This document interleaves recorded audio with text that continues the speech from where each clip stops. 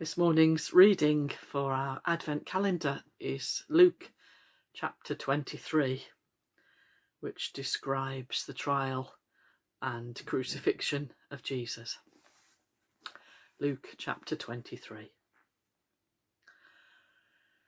Then the assembly rose as a body and brought Jesus before Pilate.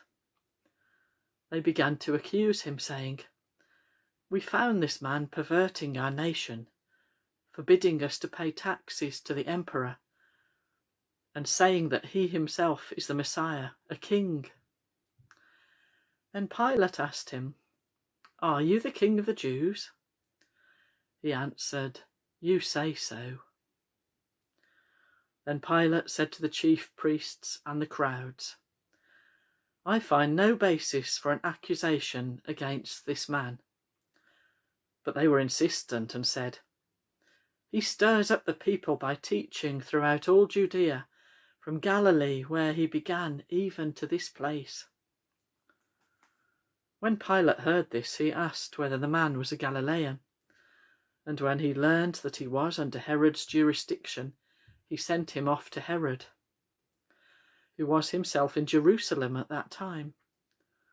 When Herod saw Jesus, he was very glad, for he had been wanting to see him for a long time, because he had heard about him and was hoping to see him perform some sign.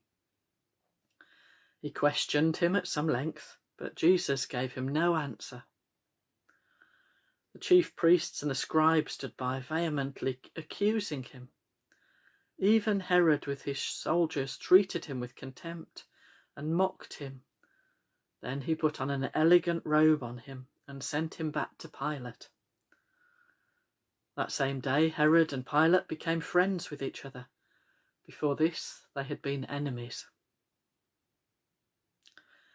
Pilate then called together the chief priests, the leaders and the people, and said to them, "You brought me this man as one who was perverting the people, and here I have examined him in your presence and have not found this man guilty of any of your charges against him.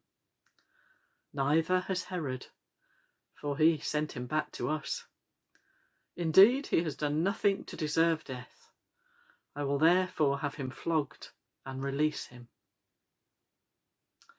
Then they all shouted out together, "Away with this fellow! Release Barabbas for us!" This was a man who had been put in prison for an insurrection that had taken place in the city and for murder. Pilate, wanting to release Jesus, addressed them again, but they kept shouting, "Crucify! Crucify him!" A third time he said to them, "Why, what evil has he done?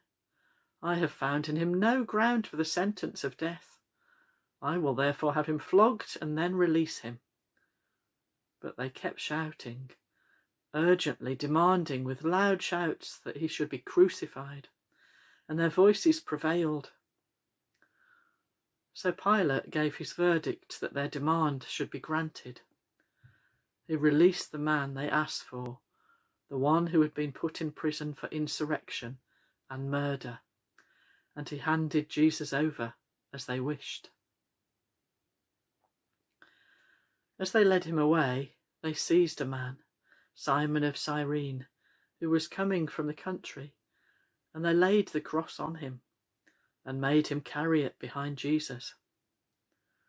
A great number of the people followed him, and among them were women who were beating their breasts and wailing for him. But Jesus turned to them and said, "Daughters of Jerusalem, do not weep for me, but weep for yourselves and for your children. For the days are surely coming when they say, 'Blessed are the barren and the wombs that never bore, and the breasts that never nursed.' Then they will begin to say to the mountains, 'Fall on us,' and to the hills, 'Cover us.' For if they do this when the wood is green, what will happen when it is dry?" Two others also, who were criminals, were led away to be put to death with him. When they came to the place that is called the Skull, They crucified Jesus, there with the criminals, one on his right and one on his left. Then Jesus said, "Father, forgive them, for they do not know what they are doing." And they cast lots to divide his clothing, and the people stood by watching, but the leaders scoffed at him, saying, "He saved others, let him save himself, if he is the Messiah of God, his chosen one." The soldiers also mocked him, coming up and offering him sour wine and saying, "If you are the king of the Jews, save yourself."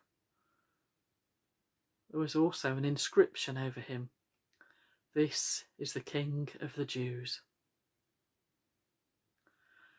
One of the criminals who was hanged there kept deriding him and saying, "Are you not the Messiah? Save yourself and us."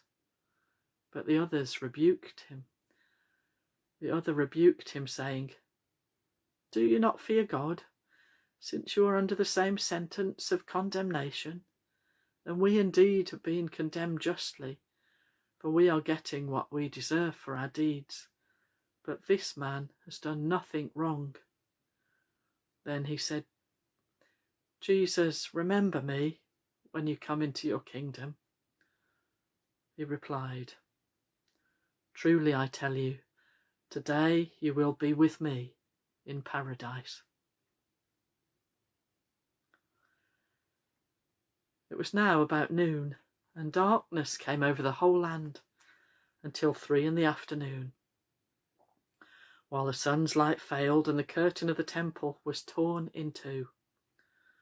Then Jesus, crying with a loud voice, said, "Father, into your hands I commend my spirit." Having said this, he breathed his last. When the centurion saw what had taken place, he praised God and said, "Certainly this man was innocent." And when all the crowds who had gathered there for this spectacle saw what had taken place, they returned home, beating their breasts. But all his acquaintances, including the women who had followed him from Galilee, stood at a distance watching these things. Now there was a good and righteous man named Joseph, who through a member of the council had not agreed to their plan and action. He came from the Jewish town of Arimathea, and he was waiting expectantly for the kingdom of God. This man went to Pilate and asked for the body of Jesus.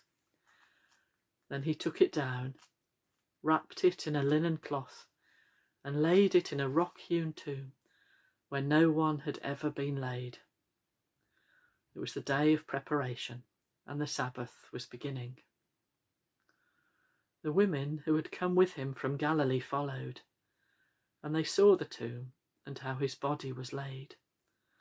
Then they returned and prepared spices and ointments. On the Sabbath they rested, according to the commandments.